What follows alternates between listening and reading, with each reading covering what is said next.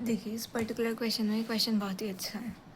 Ordinary shares हमारे पास outstanding है कितने 10 lakh and there were no option warrant नहीं है convertible instrument outstanding during the period agreement. उसके बाद 5,000 के एडिशनल शेयर है, न्यू रिटेल साइट ओपन हो रही है ड्यूरिंग द ईयर। उसके बाद हमें और बोला है कि 5,000 additional ordinary share for each, जब भी न्यू रिटेल साइट आएगी तो 5,000 उसके लिए है। 1,000 एडिशनल दिया जाएगा फॉर ईच, एक मतलब 1 रुपये के बदले 1 रुपये। अगर एक्सेस हुआ 20,000 से तो 1,000 शेयर्स दिए जाएंगे 1,000 रुपये के बदले, यानी कि 1 रुपीज़ हो गया। और उसके बाद हमारे पास retail site open during the year कितना दिया है, 1 मई को हुई है रिटेल साइट, तो हर रिटेल साइट के बदले 5,000, तो एक रिटेल साइट के बदले 5,000, दूसरी रिटेल साइट के बदले भी 5,000। तो कब से कब तक है वो देखना पड़ेगा।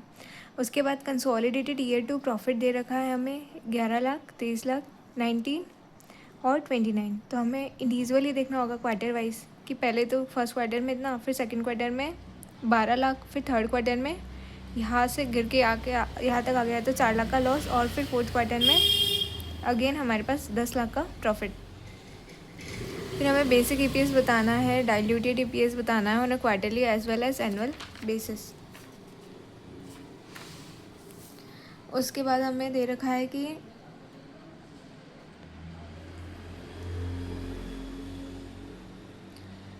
हमारे पास ये सारा प्रॉफिट है first quarter, second quarter, third, fourth और ये फुल ईयर का।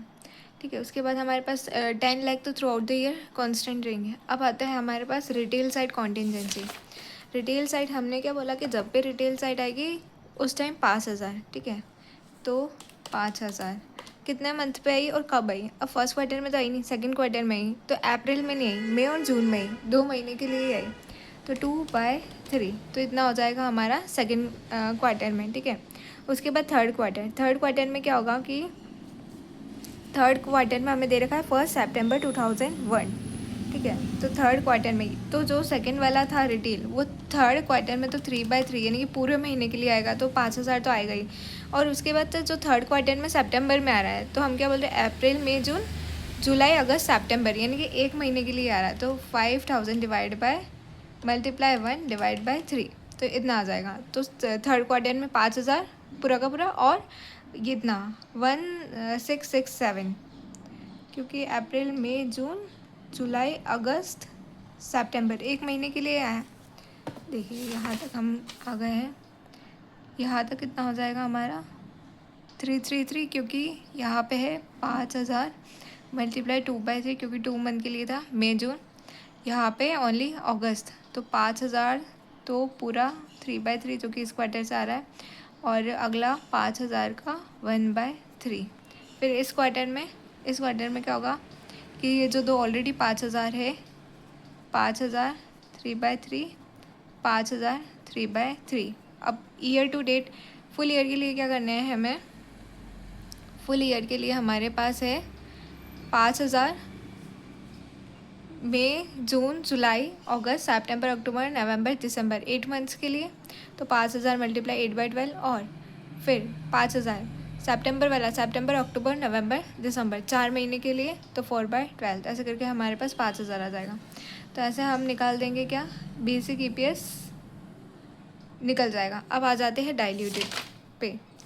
अब डाइल्यूटेड के लिए क्या लिया है कि बाकी सब कुछ तो सेम ही है, तो ये सारी चीज़ें तो सेम ही रहेगी, तो जो बेसिक में आया है वो तो आएगा ही। जैसे बेसिक में क्या आया था हमारा 5,000 आया था। बेसिक में क्या था कि सेकंड वाले क्वार्टर में 5,000 था फॉर 2/3।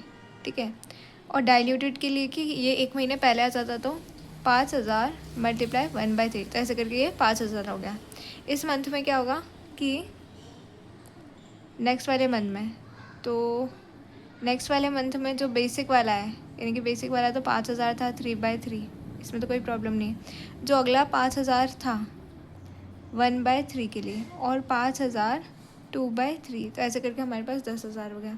5,000 ऑलरेडी था, उसके बाद 5,000 वापस 1/3 बेसिक वाला, क्योंकि सितंबर में आया था, अब डाइल्यूटेड में 2 महीने पहले, तो ऐसे करके हमारे पास 5,000 2/3, 5,000 1/3 और 5,000 ऑलरेडी, तो 10,000 हो जाता है। उसके बाद हमारे पास फोर्थ क्वार्टर में हमारे पास क्या होगा, फोर्थ क्वार्टर में सारा ये जो 5,000 चल रहा है, 5,000 इसका, 5,000 इसका, ऐसे करके 10,000 हो जाएगा। उसके बाद फुल ईयर में क्या होगा, बेसिक वाला। एक तो 5,000 था हमारा, कब आ रहा था, मई में, तो मई, जून, जुलाई, अगस्त, सितंबर, अक्टूबर, नवंबर, दिसंबर, 8 मंथ्स, तो बेसिक हो गया। फिर नेक्स्ट आया हमारा सितंबर में, तो सितंबर, अक्टूबर, नवंबर, दिसंबर, 4 मंथ्स, ये हो गया। अब इसी का डाइल्यूटेड यानी कि 5,000 का 4/12 और 5,000 का अगेन 8/12, तो ऐसे करके हमारे पास आ जाता है टोटल, और divide by total number of shares, तो from that we get the diluted shares. Easy है ये तो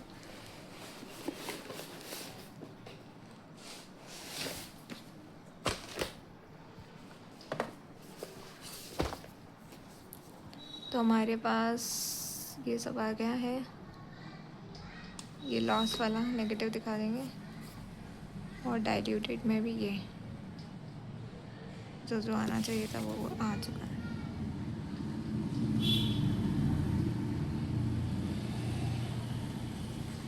करेक्ट, इजी है।